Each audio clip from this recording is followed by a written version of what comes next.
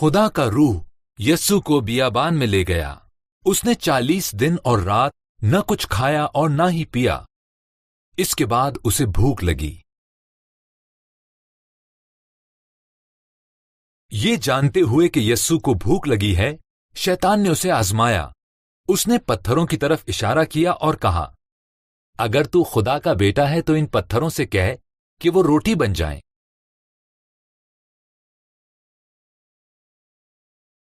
یسوع نے خدا کے کلام کو استعمال کرتے ہوئے شیطان کو جواب دیا، آدمی صرف روٹی ہی سے جیتا نہیں رہے گا، بلکہ ہر اس بات سے جو خدا کے منہ سے نکلتی ہے۔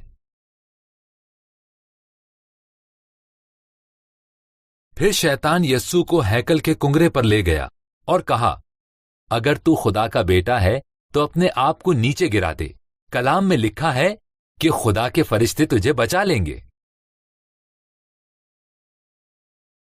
پس یسوع نے اس کے دوسرے سوال کا جواب بھی خدا کے کلام سے دیا، خداوند اپنے خدا کی آزمائش نہ کر۔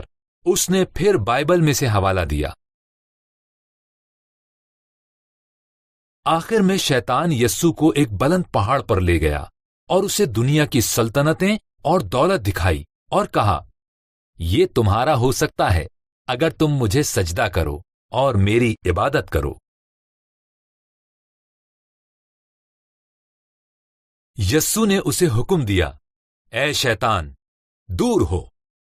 اس نے ایک بار پھر خدا کے کلام کا حوالہ دیا اور کہا، لکھا ہے کہ تو خداوند اپنے خدا کو سجدہ کر اور صرف اسی کی عبادت کر۔ جو ہی یسوع نے یہ کہا، شیطان وہاں سے چلا گیا اور فرشتے آ کر یسوع کی خدمت کرنے لگے۔ یسوع آزمایا تو گیا، مگر اس نے ایک بار بھی گناہ نہ کیا۔